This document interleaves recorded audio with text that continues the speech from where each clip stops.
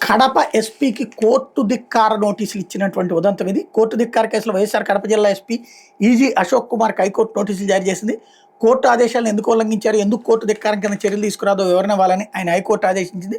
తదుపరి విచారణ జూన్ 16కు వాయిదా వేసింది. ఈ మేరకు న్యాయమూర్తి జస్టిస్ నూనేపల్లి హరినాథ్ గురువారం ఉత్తర్వులు జారీ చేశారు. 2020లో అప్పటి ప్రభుత్వం తనకిచ్చిన 1+1 భద్రతను ప్రస్తుత ప్రభుత్వం ఉపసంహరించడానికి సవాల్ చేస్తూ వైఎస్ఆర్ కడప జిల్లా వేముల గ్రామానికి చెందిన లింగాల రామలింగారెడ్డి ఏడాది ఏప్రిల్లో హైకోర్టులో పిటిషన్ దాఖలు చేశారు. విచారణ జరిపిన హైకోర్టు పిటిషనర్కు ఉన్న 1+1 భద్రతను పునరుద్ధరించాలని రాష్ట్ర ప్రభుత్వాన్ని ఆదేశించింది. దీంతో రాష్ట్ర ప్రభుత్వం సీజే ధర్మాసనం ముందు అప్పీల్ దాఖలు చేసింది. సింగిల్ జడ్జి ఉత్తర్వులో జోక్యానికి ధర్మాసనం నిరాకరించింది.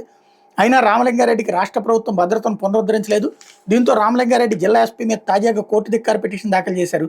ఈ వ్యాజ్యం మీద న్యాయమూర్తి జస్టిస్ హరినాథ్ గురువారం విచారణ జరిపారు. పిటిషనర్ తరపు న్యాయవాది టీ నాగార్జున రెడ్డి వాదనలు వినిపించారు. రామలింగారెడ్డి కుటుంబం మొత్తం రాజకీయాల్లో క్రియాశీలకంగా ఉందని, వాళ్ళంతా వైఎస్ఆర్సీపీ మద్దతుదారులని తెలిపారు. పిటిషనర్ వ్యాపారాలు చేస్తుంటారని పేర్కొన్నారు. రాజకీయ వ్యాపార కారణాల వల్ల శత్రువులు పెరగడంతో ఆయనకు ప్రాణహాని ఉందని, భద్రత కోసం ప్రభుత్వానికి పలుమార్లు విజ్ఞప్తి చేశారని వివరించారు.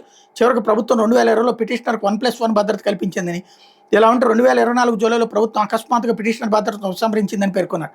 హైకోర్టు పిటిషనర్ భద్రత పునరుద్ధరణకు ఆదేశాలు ఇచ్చిందని, ఈ ఆదేశాలను ఎస్పీ ఉద్దేశపూర్వకంగా పెడచేవని పెట్టారని వివరించారు. దీంతో న్యాయమూర్తి కడప జిల్లా ఎస్పీ అశోక్ కుమార్కి కోర్టు ధిక్కార నోటీసులు జారీ చేశారు.